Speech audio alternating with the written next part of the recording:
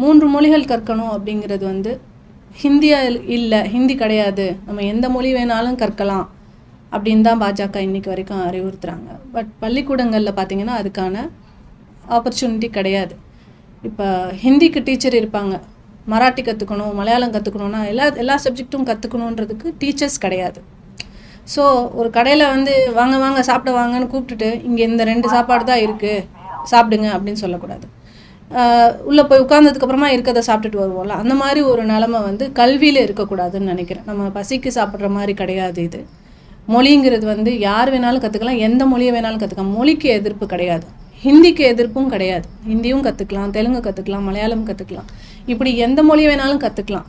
எம்மொழி காப்போம், எம்மொழியையும் கற்போம் அப்படின்ற ஒரு கொள்கையை தான் நம்ம கொண்டு போகணும்னு நான் நினைக்கிறேன்.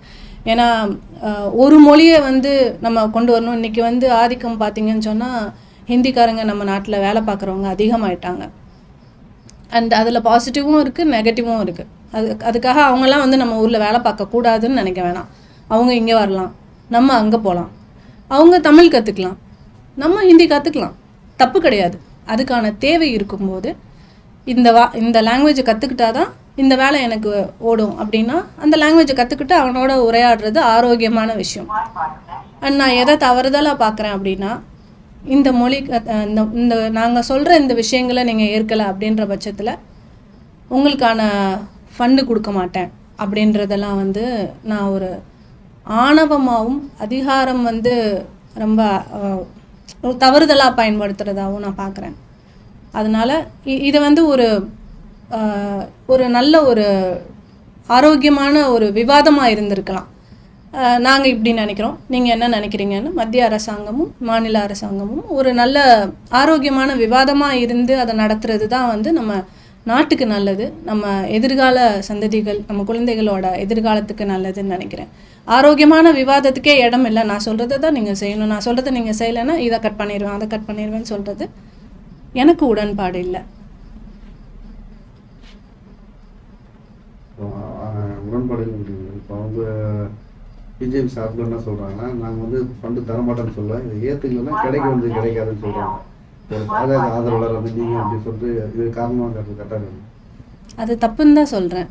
இல்லை என்ன சொல்கிறாங்கன்னா, இந்த கொள்கையை ஏற்றுக்கலன்னா ஃபண்டு இல்லை, நான் ஃபண்டு தரமாட்டேன்னு சொல்ல, இந்த கொள்கையை ஏற்றுக்கலன்னா ஃபண்டு கிடையாதுங்க அப்படின்ற மீனில் பிஜேபி சப்போர்ட்டர்ஸ்லாம் சொல்கிறாங்க.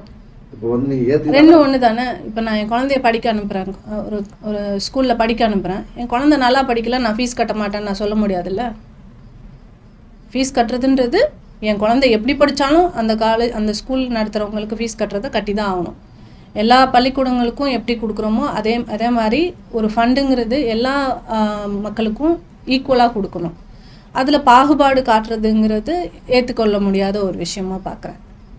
8 ஆண்டுகளாக பாஜக பயணம் பண்ணி அப்போது தமிழக அரசுக்கும் மத்திய அரசுக்கும் மோதல் இருந்துதான் இருக்கு. திடீர்னு இந்த ஒரு காரணமாக வெளியில் வரதுக்கு என்ன வேற ஏதாச்சும் காரணம் இல்லை? அதான் சொல்கிறேன், நிறைய காரணங்கள் இருக்குது. நிறைய காரணங்களில் இது ஒரு காரணம்.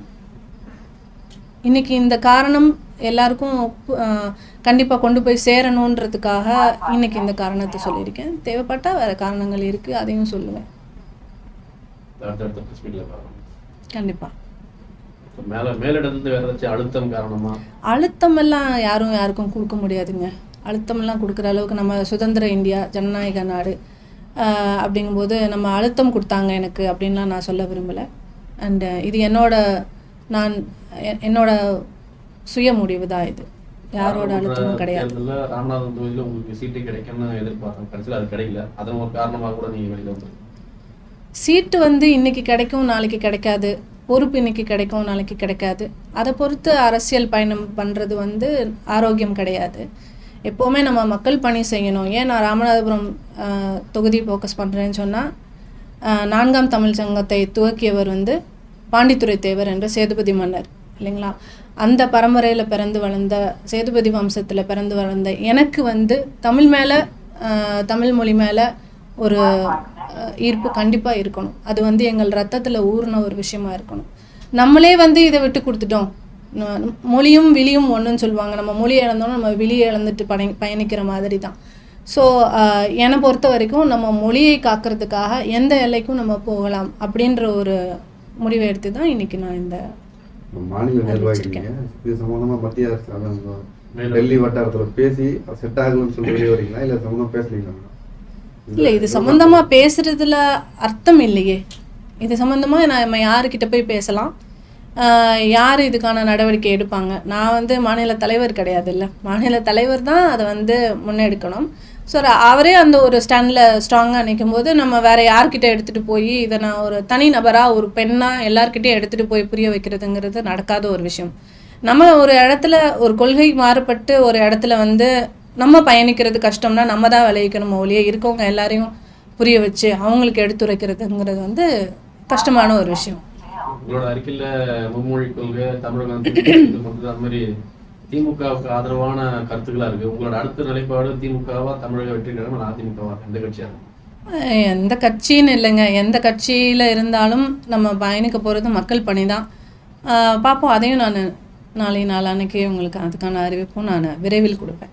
அரசியல் பயணம் தொடர்ந்து நிச்சயமாக அரசியலுங்கிறது வந்து நம்மளோட வாழ்க்கையில் எல்லாருமே இளைஞர்கள் கூட இன்றைக்கி அரசியலுக்கு வரணுன்றதை விரும்புகிற ஒருத்தி தான் நான். அரசியலை வந்து முட்டுக்கடை போடுறது வந்து நமக்கு மக்கள் மேலே அக்கறை இல்லைன்னா தான் நம்ம அப்படி சொல்லணும். எனக்கு இந்த மக்கள் மேலே, மொழி மேலே, என் இனம் மேலே எல்லா இதுலேயுமே எனக்கு அக்கறை உண்டு. அதனால் நிச்சயமாக அரசியலில் தொடர்வேன். தாவேக்காக போகிறீங்கன்ற மாதிரி தான் பேசப்படுது. ஏன் தாவைக்கால போகிற மாதிரி பேசுகிறாங்க? அறிவிக்கிறேன், நாளைக்கு அறிவிக்கிற அவசரம் வேணாமே. நான் கண்டிப்பாக அதையும் அறிவிக்காமல் யாரும் எதுவும் செய்ய மாட்டோம். நிச்சயமாக எதுவாக இருந்தாலும் எந்த ஒரு இதாக இருந்தாலும் நான் அறிவிக்கிறேன் கண்டிப்பாக.